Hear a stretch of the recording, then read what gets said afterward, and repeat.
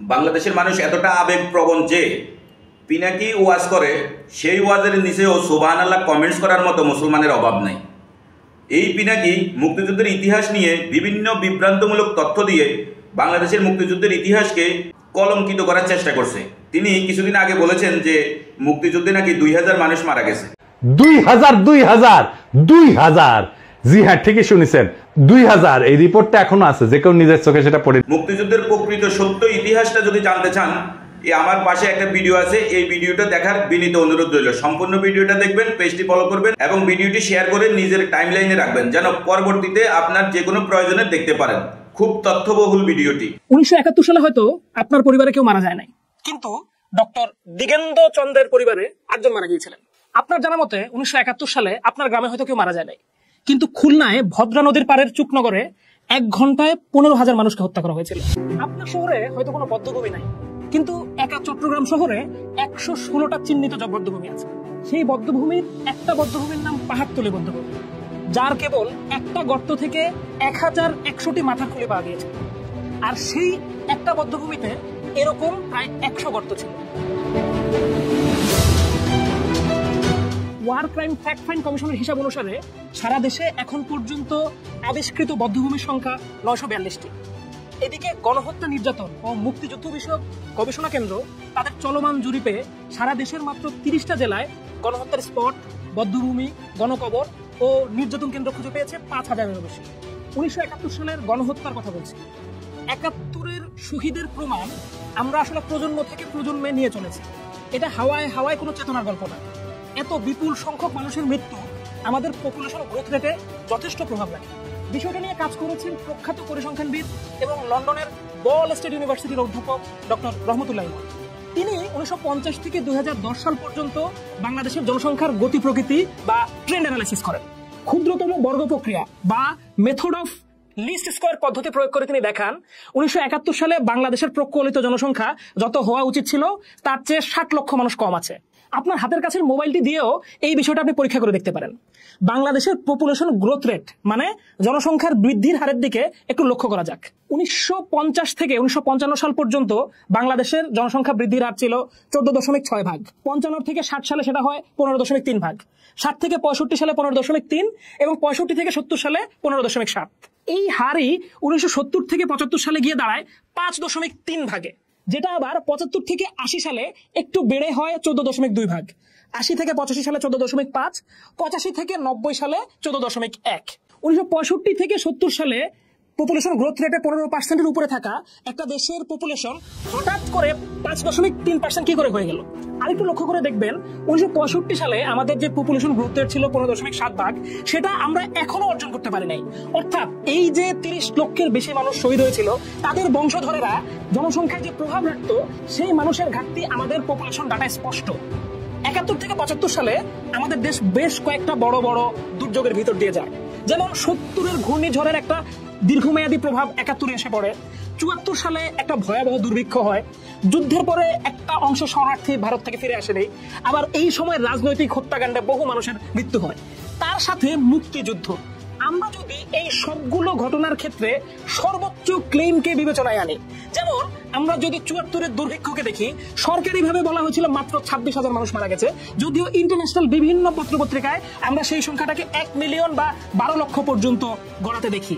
আমরা যদি এইভাবে প্রত্যেকটা ক্লেমে হাইয়েস্ট ক্লেমগুলোকে নিয়ে বিয়োগ করতে থাকি, তাহলে আমরা মুক্তিযুদ্ধের প্রভাবে প্রায় 30 থেকে 40 লক্ষ মানুষের মৃত্যুকে স্পষ্টভাবে দেখতে পাই। আমাদের দেশে অনেক মানুষই শহীদের লিস্ট দাবি করে থাকেন। আমরা কি পৃথিবীতে এমন একটা যুদ্ধও দেখাতে পারবো যেখানে শহীদদের নামীয় তালিকা তৈরি করা হয়েছে? পৃথিবীর কোনো যুদ্ধেই শহীদদের নামীয় তালিকা তৈরি করা যায় না। তবে আমরা যদি একাডেমিক অ্যাপ্রোচে চেষ্টা করি, তাহলে এই প্রকলিত সংখ্যার কাছাকাছি পৌঁছানোর একটা চেষ্টা করতে পারি।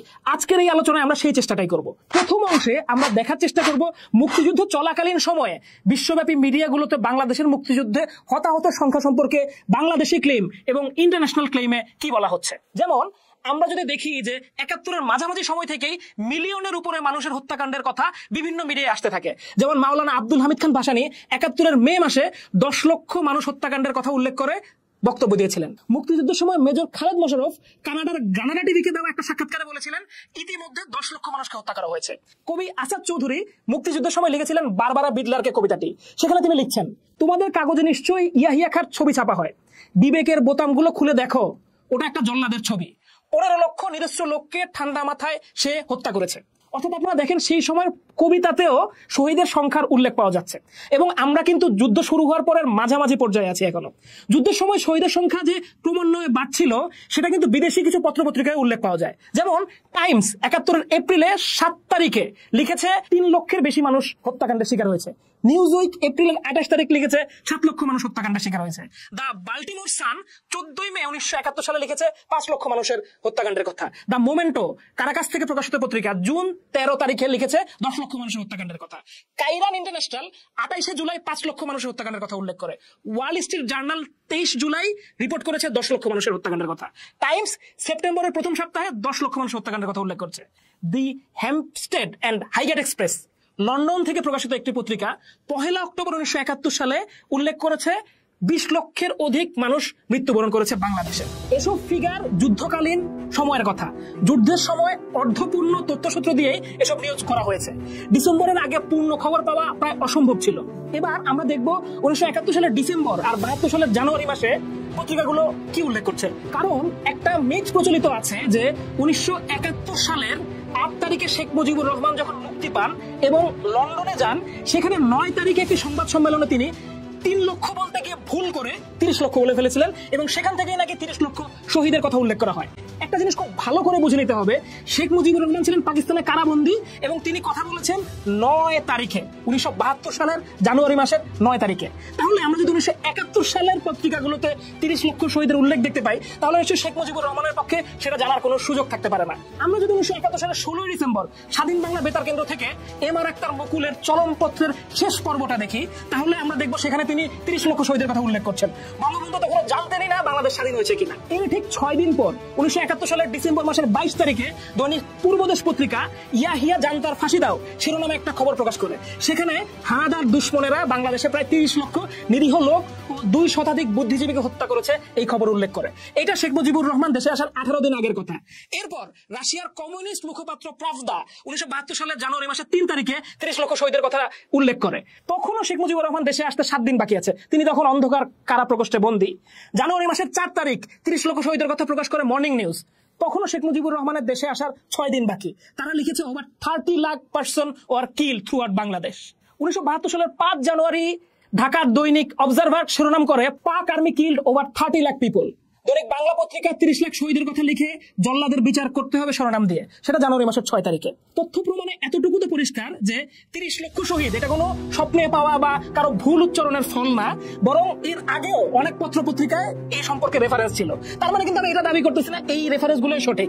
আমাদেরকে একটু দেখতে হবে আন্তর্জাতিক গবেষণা, থিসিস, এনসাইক্লোপিডিয়া, ডিকশনারিগুলোতে 71 শহীদের সংখ্যা সম্পর্কে কি উল্লেখ করা হয়েছে। সেই ক্ষেত্রে আমরা সবার আগে দেখব সেন্টার ফর সিস্টেমেটিক পিসের ডিরেক্টর ডক্টর মার্শাল জবি তার major episode of political violence 1946 থেকে 2014 প্রবন্ধে দেখিয়েছেন বাংলাদেশের মুক্তিযুদ্ধে 1 মিলিয়নের বেশি মানুষ শহীদ হয়েছেন। ডক্টর টেড রবার্ট গার এবং ডক্টর বারবারা হার্ভ তাদের toward empirical theory of genocide and political violence প্রকাশিত হয় 1988 সালে। সেই বইতে উল্লেখ করেছেন 1971 সালে 12,50,000 থেকে 30 লক্ষ মানুষ নিহত হয়েছেন। মিল্টন লিটনবার্গ তার গবেষণাপত্রে উল্লেখ করেছেন মুক্তিযুদ্ধের শহীদের সংখ্যা 1.5 মিলিয়ন অর্থাৎ 15 লাখ। ডক্টর জ্যাক নুসন পোর্টার একজন লেখক, গবেষক ও সমাজকর্মী, তিনি তার জেনোসাইড অ্যান্ড হিউম্যান রাইটস বইতে দেখিয়েছেন 1971 সালে বাংলাদেশের শহীদের সংখ্যা 10 থেকে 20 লক্ষ। 1945 থেকে 1995 সালের মধ্যে 300টি আন্তর্জাতিক সংঘাত সম্পর্কে বলা হয়েছে ইন্টারন্যাশনাল কনফ্লিক্ট এক ক্রিনোলজিক্যাল এনসাইক্লোপিডিয়া। সেখানে জ্যাকব বার্কেচিভ এবং রিচার্ড জ্যাকসন তারা লিখেছেন মিলিয়নের উপর মানুষ মৃত্যুবরণ করেছেন। গণহত্যা গবেষক ট্যাড হার্টম্যান এবং জন মিচেল তাদের লেখা a world atlas of military হিস্ট্রিতে 71 শহীদের সংখ্যা 1 মিলিয়নের উপর উল্লেখ করেছেন। ওয়ার্ল্ড অ্যালমেনাক, যাদেরকে বলা হয়ে থাকে তথ্যপুঞ্জির জগতে সর্বশ্রেষ্ঠ সংকলন, তারা তাদের 1984 সালের সংখ্যায় বলছে 1971 সালের সংখ্যাতে বাংলাদেশে 1 মিলিয়নের বেশি মানুষ মৃত্যুবরণ করেছে। কমস্টোন এনসাইক্লোপিডিয়া তাদের গণহত্যা পরিচ্ছেদে মুক্তিযুদ্ধের শহীদের সংখ্যা 30 লক্ষ উল্লেখ করেছে। এনসাইক্লোপিডিয়া আমেরিকানা তাদের 2003 সালের সংস্করণে বাংলাদেশ নামক অধ্যায়ে 71 নিহত মানুষের সংখ্যা 30 লক্ষ উল্লেখ করেছে। গণহত্যা গবেষক লিও কুপার তার বিখ্যাত জেনোসাইড বইতে উল্লেখ করেছেন বাংলাদেশের মুক্তিযুদ্ধে 30 লক্ষ মানুষ শহীদ হয়েছেন। পুলিৎজার পুরস্কার বিজয়ী সামান্তা পাওয়ার তার a problem for hell America and the age of genocide গ্রন্থে বলেছেন বাংলাদেশের মুক্তিযুদ্ধে 10 থেকে 30 লক্ষ মানুষ নিহত হয়েছেন। বিশিষ্ট রাজনীতি বিজ্ঞানী রুডলেফ জোসেফ রামেল তার স্ট্যাটিস্টিক অফ ডেমোসাইড বইতে বিস্তর তথ্য প্রমাণ দিয়ে উল্লেখ করেছেন বাংলাদেশের মুক্তিযুদ্ধে 15,03,000 থেকে 30,03,000 মানুষের প্রাণ বিসর্জন হয়ে থাকতে পারে।